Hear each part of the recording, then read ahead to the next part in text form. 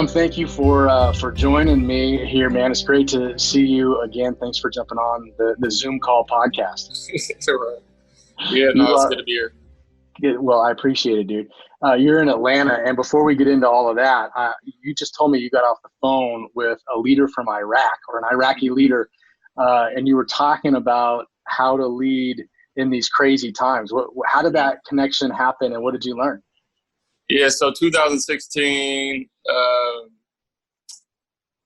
when I stepped away traditionally from pastoring, I would say evangelical spaces, I made a connection with this leader in 2008. At the time, they were doing relief work in Iraq and helping the Iraqis sell these types of shoes. That was a historical trade in there amongst their people group. And so he was trying to sell them in the States to get them money to start their businesses.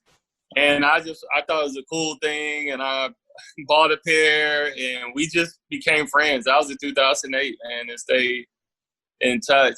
And so he invited me out in 2016 just to come see what he was doing, and he was doing kingdom work at the time, and it was just transformative. It's what I needed at that time, and it was transformative. And I was at the height of like ISIS and things like that. And I had my beard, I had my hair down. So just imagine me, I'm tall. Just imagine me going over to Iraq. And they're like, now, why are you going? I was like, man, I get it. I probably should have just cut my goatee off, but I said, I'm feeling a lot of stereotypes right now. And they had people going over there from our side going over there to either fight against ISIS and dying, or fight alongside of them. So it was valid. But anyway, he reached out to me just saying like, hey, how are you doing during these times? And I said, hey, man, I don't know. It's what I said, Yeah. And then I said, you mind if I can just get some wisdom from you on how to lead? Because they're in a different government regime. So you just can't just say whatever you want to about the leader or anything, so they have to have a different type of metal and muscle belief and strategy. And that was kind of the wisdom that I was wanting to get. And they've been causing a lot of change in a good way, so that's kind of how the connection was. That was the nature of the call. It was good. Actually, it was restorative, man, really restorative. Was there anything that pops out to you as something that you want to take and implement, or at least just kind of like think on some more? Yeah. So the one thing he said is he used the term of social media. He said, man, social media, because of the governmental regime, you can't just talk reckless about the government or you will disappear. So he said, you got to find ways to serve the people that you believe may be being oppressed and are. You got to serve them in ways that creates unity, that creates a haven, that creates space to where y'all all are together and y'all can stand together, versus just saying this needs to come down. Because he said, unless you're gonna pick up guns and overthrow the regime, you're either going to disappear or you're just going to be stuck all the time. So to answer your question, yeah, I was thinking there's this area in Southwest Atlanta where it's a lot of property for sale, but it's not expensive. And you can create kind of this oasis to where, just imagine, farming, creative studios, storefronts and things like that, to where, just to give you an idea, there's one piece of land where it's 10 acres is a great spot for $100,000, Wow. Yeah, and it's legit, so it's just things like that just started popping in my mind. He said, and that's how you kind of get the people on your side, and you create this constituency by creating an oasis and serving the people tangibly. So. I love that, dude. And I love that in particular because I have a vision. The work that I do, it's called Spirit Farm, and I eventually I want to have actual farms. I want to have spaces that are retreat centers where organic farming is happening, and as a part of the whole retreat process, you're actually like hands in the soil. Yeah, And because it's like it. yeah, my deal is about holistic stuff, body, mind, heart, and soul, but it's also connection with others, connection with God, connection with creation. And so I love that. I love the creative stuff that you're doing. We'll talk more about that in a little bit. But first, how's your family? You're pretty close to the heart of Atlanta, and you're there with your family, and it's still pretty crazy what's going on down there. Give us a glimpse and tell me how you're doing. Yeah, so family's well. Give you a glimpse. So I went to one rally out in a suburb called Marietta. Then I went this past weekend. Then I went to another march in the downtown, like Atlanta. What you think of Atlanta proper. And though both groups were passionate, the one in Atlanta it fit all the cliches in the sense of, police and soldiers on a line to where soldiers on one side, protesters on the other side. And like a line that literally divides them, like bikes, barricades, tanks. I'm looking up there, snipers, man, with binoculars, the spotters and the shooter on the rooftop. I'm looking at the National Guard, because it's probably like 97% National Guard, like the Desert Storm fatigues, and maybe 3% local Atlanta cops, Wow. And they had waves. They just had different waves. And it's interesting. I started looking around, and I go, man, they got the snipers up here. They got the barricade, but then they had the battering ram tanks and tanks in front of us, and then they had the row of, as far as I can see, a row of soldiers with the shields, So you had that, and then so you got snipers up top, you got this barricade, you got those tanks, and then you look behind you, it's a park, and then you got soldiers who are camped out in the park, and then you got streets blocked off with soldiers, and then it hits you. It's like, oh, y'all have a military strategy ready to where if this crowd goes crazy, or the curfew hits, because you have a curfew at 9 p.m., that y'all just gonna employ military strategy on people who don't have guns. And it was wild, man. I go, we got water and snacks. You know what I'm saying? Like, what? I was like, why do you have snipers, my dude? Like, what? This is beyond excessive. It was just comical in the sense of where it's like, this is not the war that you're making it.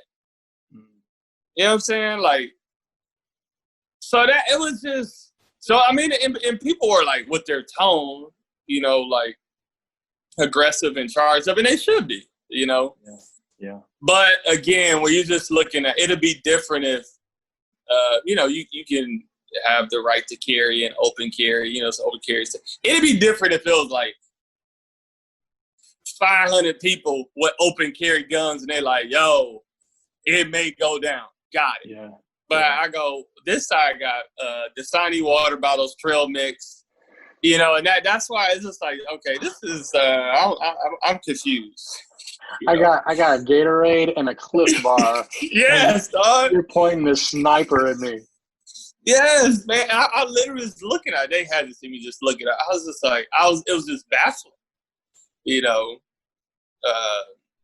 Well, not only that, but I've also seen, and I've talked to a friend who witnessed, like with their eyes, buses pull in of people from God knows where, somewhere else, pulling into LA.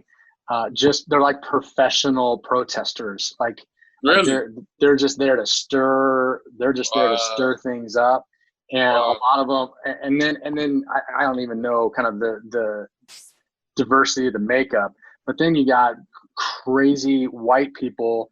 I just saw in in Hawaiian shirts that are coming with guns different places. I mean, it just seems, I'm not glad that there's infantry and freaking snipers on the roof.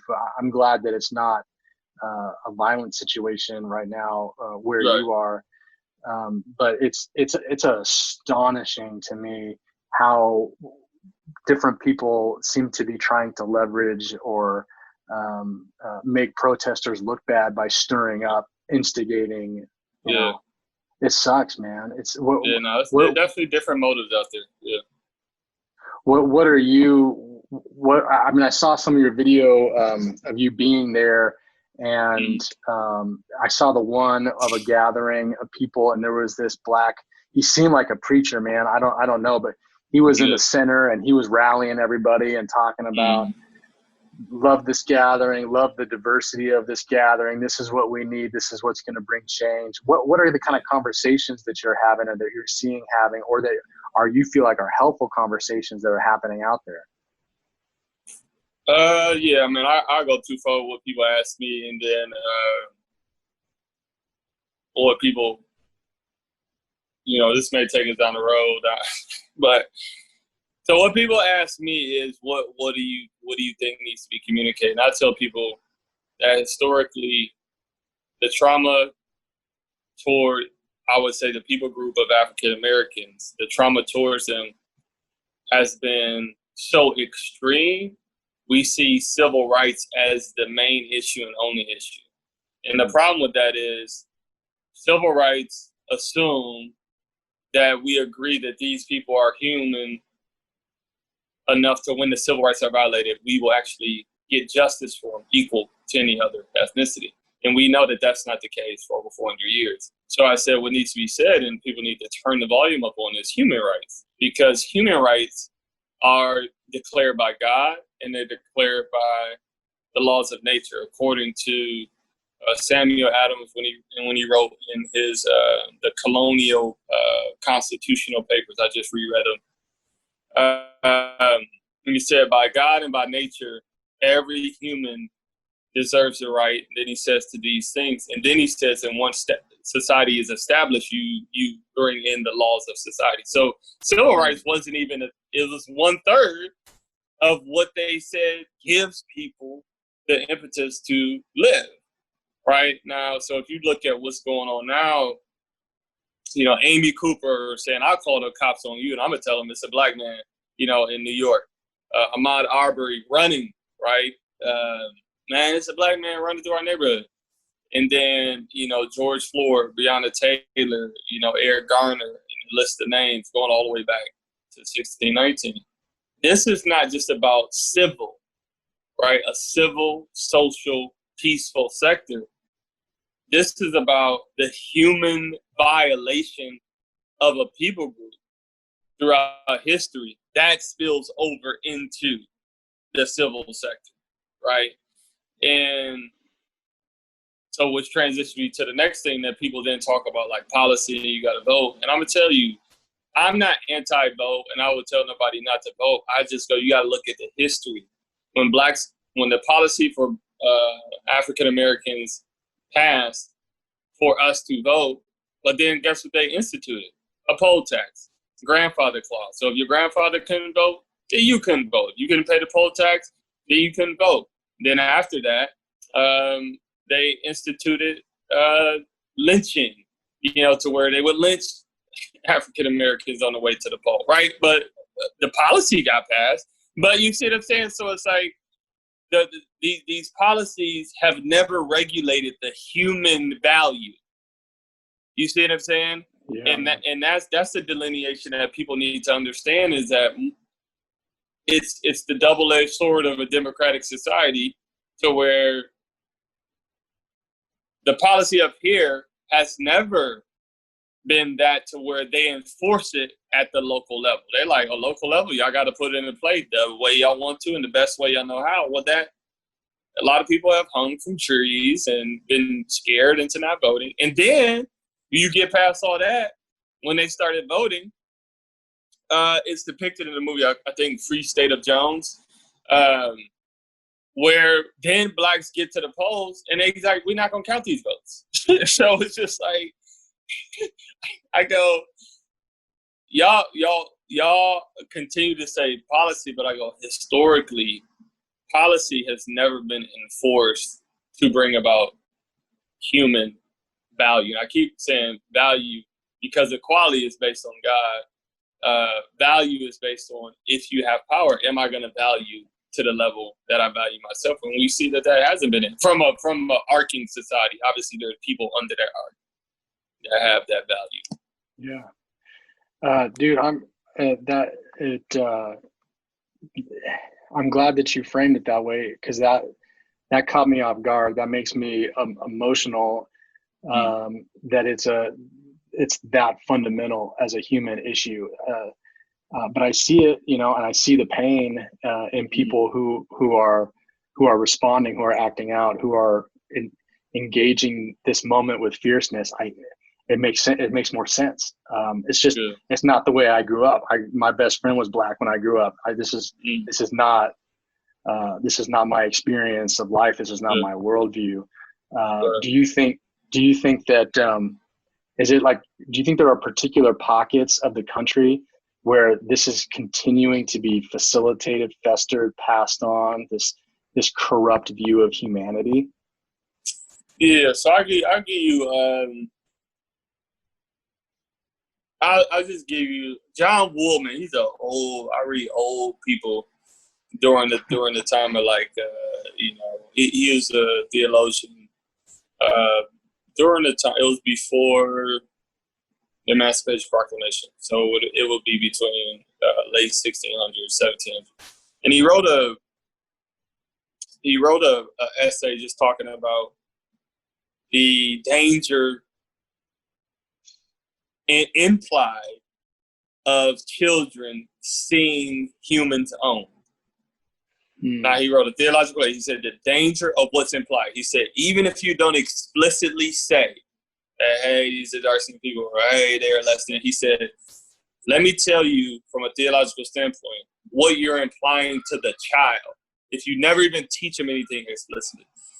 And it kind of shaped how I started to see things. And he said, when a child grows up hearing of the grace of God, the goodness of God, and the love of God, but the child sees that you are owning this people group, the child has nothing but to imply this people group is lesser in that they were made to be in a superior place than them, right? So what he's juxtaposing is that quote unquote law of nature versus nurture, right? Explicit versus implicit. So to answer your question, there are definite pockets to where, I don't remember if you remember back, I want to say it's roughly about 2015, 2016, but there's a group of teens just making these racial slurs on the bus, and people it was a frat group making these racial slurs against African Americans on the bus, and it was just funny to see how people responded. Like, man, where did they get that from? I go, listen to me, y'all. These are teenagers. Where do you think they got it from? Right? They didn't come out the womb racist. Right. You see what I'm saying? Yeah. And I remember just showing people that. I go, you don't come out there's no, I don't believe in people being genetically predisposed to being racist. Like, you have to get that from somewhere. Yeah. You see what I'm saying? Yeah. And so even when people say it needs to die off, you go, that philosophy assumes that then, we're parents, that then we're not around our kids at all, telling them nothing, and they're not going to pick up any of our values. You see what I'm saying? So it can't just die off. It has to be discipled out by the primary person that's in them. As one philosopher said, you give me a kid from 0 to 9, I turn them into anything. I'll get them back to you at the age of 9. And those vices or virtues won't leave them for the rest of their life. You know what I'm saying? So there are definite pockets to where it festers, but it's just an arc. Like, I don't know if you saw the recent Amy Cooper situation where the lady in the park was like, I'm going to call the police on you, and I'm going to tell them that, right? So Amy Cooper. Yeah. So what me and my friends, you know, kind of laughed at was, you know, New York is supposed to be the place of all people, you know, where it's supposed to be the most accepted place. And how ironic is where it had the one of the most vile cases was in New York. You see what I'm saying? So yeah, man. It's I think God has a habit of revealing what people think is gone or what people mask. I think he has a habit of doing that. Bringing darkness into the light. Yeah. Yeah. So we're recording this, and it's still in the middle of protests happening, and like you said, you were just out there, and they're freaking snipers on buildings. People will listen to this just a few days from now, but what's I guess I'm encouraged and concerned at the same time. I'm encouraged that everyone is focused on this. Like, this has everyone's attention, and there's all kinds of activity. Blackout Tuesday, my whole feed, it's just, you know, whatever. Yeah. But at the same time, you in your heart, in your hope, you don't want this to be a temporary thing. I don't want to play into at all the virtuous. Oh, I posted it on my social media, so I'm with them. You know, that is not helpful. That is not where I want to be. That's not what I want to help facilitate. I think that there is a moment in time that we have here that is unique, that is special, and there's an opportunity where meaningful change can happen, and I believe that. What are you hopeful in that same direction, and do you think that there are some steps that can make this a pivot point? Yeah, I'll hate to ever say it, like, man, no, I'm not hopeful. I think taking a sober look, people have to look at it soberly from, let's just say, the historical perspective of Black legacy.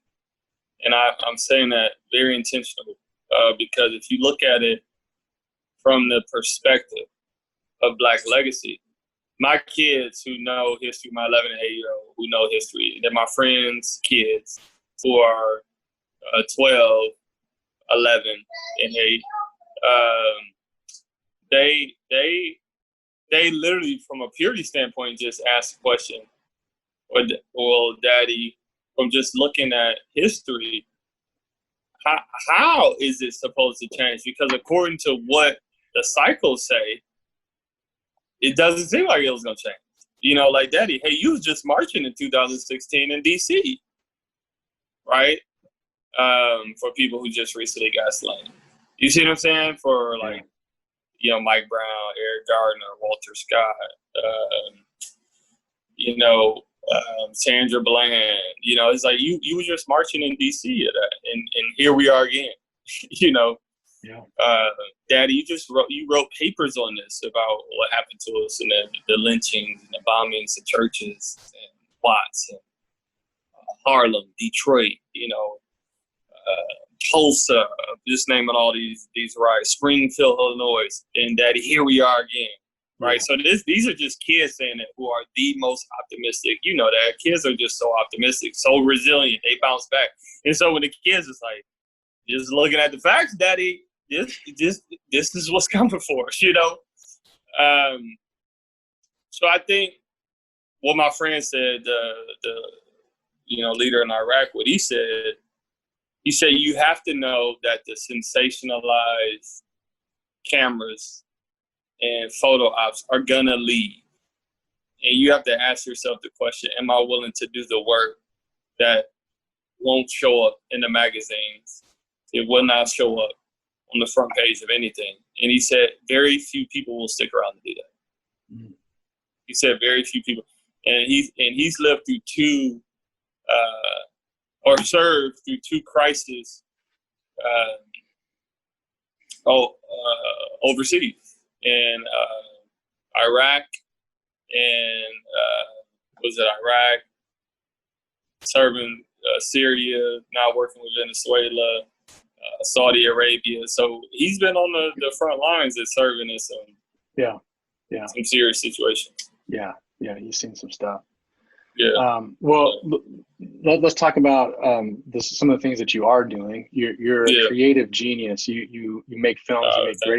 You make great films. And the most recent thing you just did was a 2-minute film that I saw that was powerful, and it talked about your 3 selves. And it's just you, and you're dressed looking good, looking sharp, and this is your classy, you're dressed up, your educated self. And then you walk to the side, and the next version of Adam walks up. It's more of like your workout gear, and like you've been running in the street. This version of Adam, society is like, kind of uncomfortable. Like, don't want to see you running in the street with a hoodie. And then the third version of Adam is more like street, like a little bit baggier, a little bit whatever.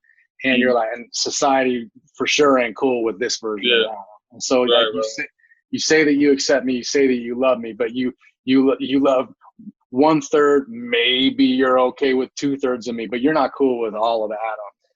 So what's been, first of all, it's awesome, it's powerful. You accomplished a lot in 2 minutes. And I think that hopefully that thing's going viral. I shared it on Instagram. And what's the response been, and what are you hoping that people will wrestle with? Yeah, that's good.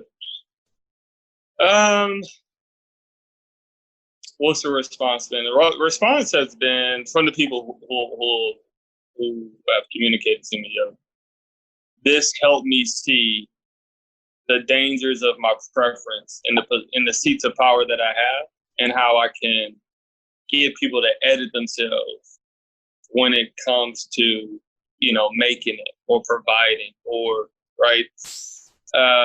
So then a lot of like repenting, man, I got to sit with this. I got to take a deeper look at myself. So that's one. Two, what I was trying to accomplish is some conversation that helps people see that, no, don't make no mistake.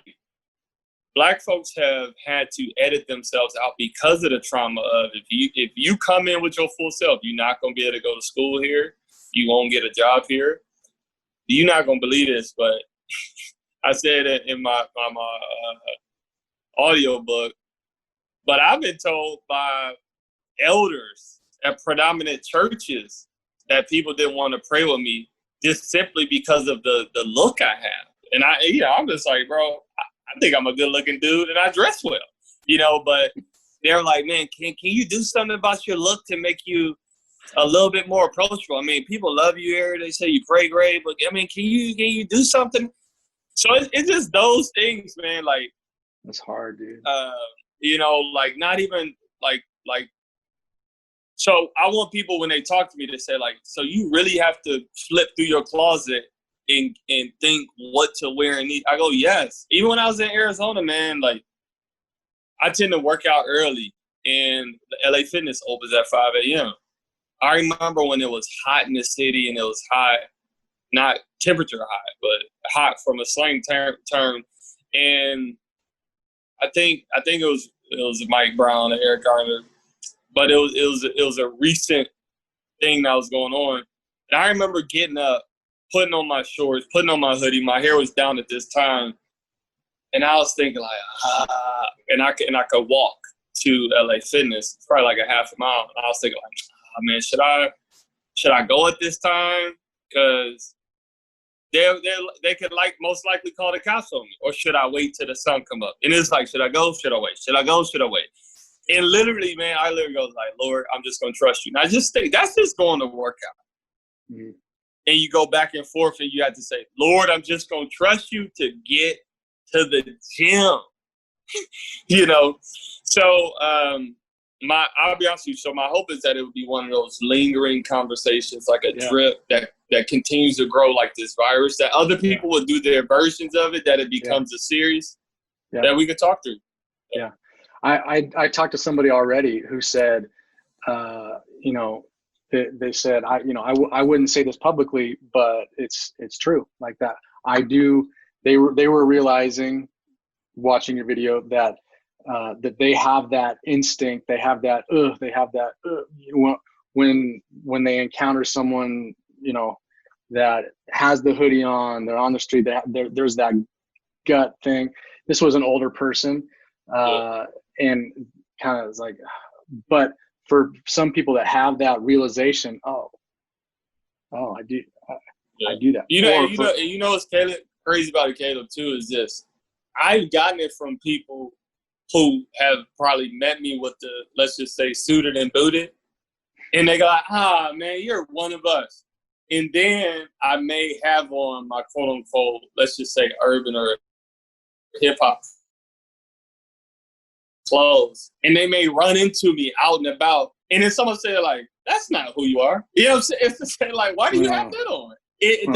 That's what's weird about it. And I go, you would call the cops on the same guy that you say you just loved in this setting. And I go, I get it.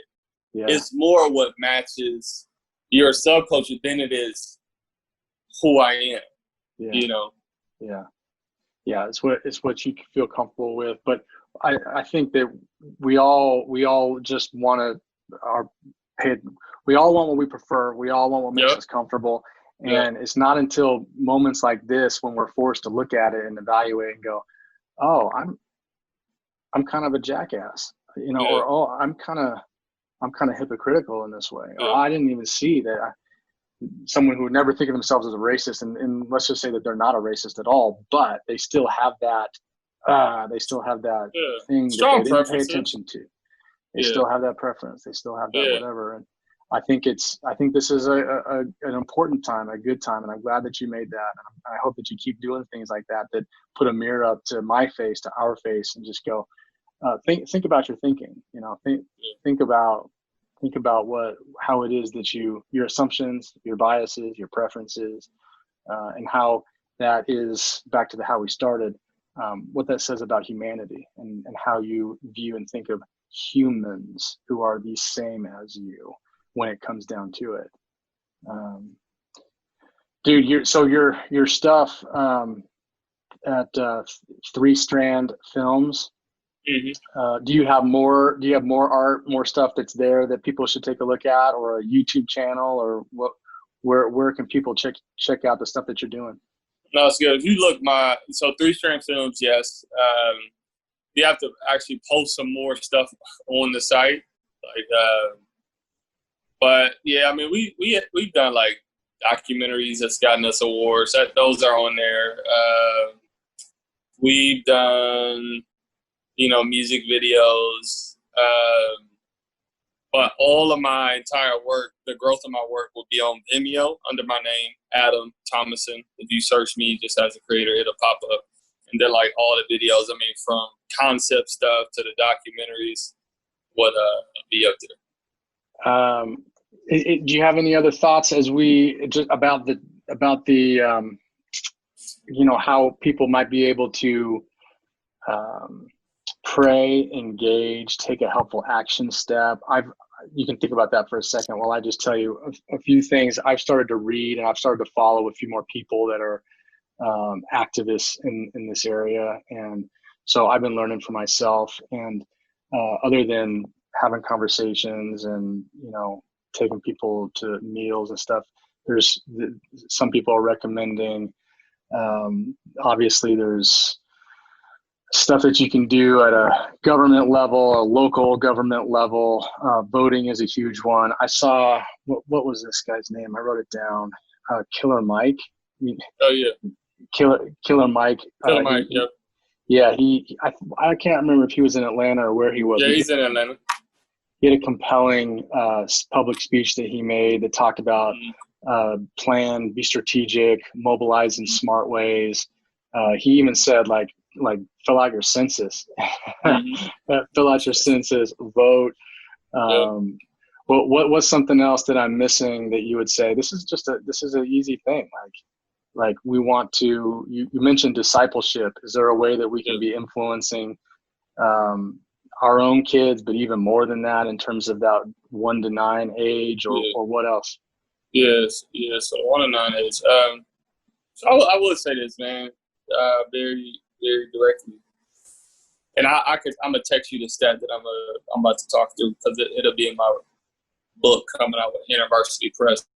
Oh, cool. But essentially, the stat looks at the census from 2019 that says African Americans make up 12.6% of the population. Now, despite this whole like propaganda that white population is decreasing and minorities increasing, it's not true. 12.6%, that's down from 14.7%. But it's just African American, so it's down. It's going down. Of that 12.6%, African American men make up less than 40% of that 12.6%. Wow. Right? So just think about that. So you got less than 40% of the 12.6%. Of that number, 1 in 3 will go to prison. Wow. Okay. Of that leftover number, they can't find 1.5 million. They're saying that there's 1.5 million African American males we can't even account for. Where did they go? Right. Of that number, those who are going to graduate high school, get a college education, then get a job at 40,000 or above, have a family, and then in our context, do something kingdom related. It brings that number all the way down to less than 1% of men, black males. So what I've been telling people, my black friends and I would say my white friends, I go, y'all need to support spiritually, physically, monetarily, black men who are doing kingdom work of this less than 1%. And somebody would say, why? I go, because it is so rare. God has them around for a reason, for something special. And to quote Daniel Patrick Moynihan, he goes, and he said this in 1965. He said, black people in America should be extinct if you consider what they went through. He said, and for them to even be alive is nothing short than a miracle of God, you know? So one, I would say, like, man, rally around. And I've been turning the heat on that. I said, it's like, no, we don't have the same pressures. It is more, and we do need relief in some areas so we can write more, so we can travel to, this is what I'm doing, travel to lobby at the United Nations and Geneva and the Human Rights Council and the International Criminals Court on the behalf of African American people groups, and not have to worry about juggling 5 different things, because you got to edit yourself to get in 5 different circles to provide for your family. You see what I'm saying? So I would say, like, man, support those black men. And it's a rarity. It's not in mass numbers, less than 1%, right? So support them. That's one.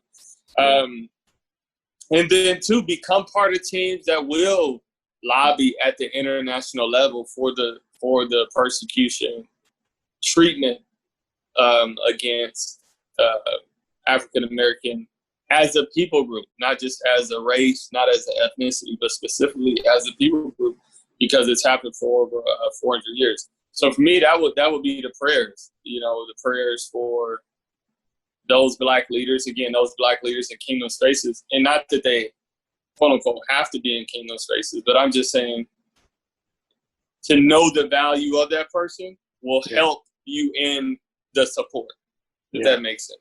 Because you tend to have something more in common, we find you're obviously one of these guys. We find these guys, are they leaders of churches? Are they starting nonprofits? Or how else do we find these right guys? That's good. Definitely leaders of nonprofits. Some are starting, business. Like I have a nonprofit, Red Revolution Ministries, and then 3 Strand Films is the LLC. Because it's like you know, I want to write, travel, and speak, and just serve people without those who I know may be poor may not be able to bring me in, and then I could get funds to come through the nonprofit, right? But on the flip side, I do want to, you know, seek to make films that are for profit to fund things like buying, you know, acreage and buildings and things like that, you know, and own it and pass it down, you know. And those things take work, you know. But yeah, I would say businesses, nonprofits, churches.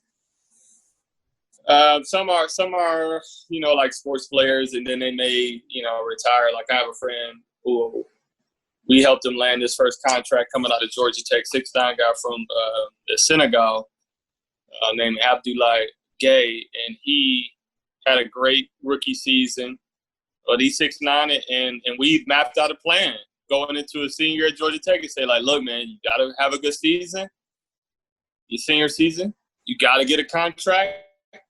And what's the end goal? We always look at it and say, what's the end goal? The end goal is to create a farming system in Senegal to stop the sports trafficking of his kinfolk into the States, right? So it's just that, like, you know, we rehearse it. You know, when he has the tough games, like, man, I don't know if I want to do it. I go, Abdoulaye, remember what the goal is. God didn't make you 6'9" for no reason. You know what I'm saying? Like, he could have gave that to anybody, you know? And you got people back in your hometown to where they need you to make it so you can build these centers and stop the bleeding of trafficking. You see what I'm saying? So he needs my support. He gets support from others, and he makes it through that season. And now he's, before COVID, but he makes it through that season. He did great, and now he has the chance to get an NBA contract. So it's just, but he don't make it without myself being in his life. A guy named Nick of European descent who's in Alabama. Like, there's a lot of people on the team in his life, a lot of people on the team in my life, because it's so rare. For every one of him, there's 20 that get trafficked and disappear into oblivion. You know what I'm saying? So, Adam, dude, I appreciate you. I appreciate you sharing. I appreciate you sharing from your heart. I appreciate you. We've only spent a couple of days together, but Hillary loves Dontoya, and she said they talk, man. I'm like, this, like, good friends on the side. I know girls are better about just kind of like chatting and keeping up, but I love you too, man, and we hope to spend more time with you guys. I appreciate your leadership. I appreciate your example and being willing to take this time in a chaotic and important season to just have this call with me. And I think it's going to encourage some people, help us think a little bit differently, maybe more strategically, empathetically. And we'll be with you, and we'll keep praying for the change and believing in it. And you let me know as we go forward how we can continue to support, and I'll just pester you and stay connected and stay involved, because I want eventually. I mean it. I've told you before. I want to do something together, and we'll figure that out. Come on, man. Let's do it. No, I appreciate you, man. Appreciate you. I don't believe like when we met, it was by accident. So we're gonna do so. We're gonna create some goodness together. Yeah. Thanks, Adam. God bless you, dude. Hey, likewise.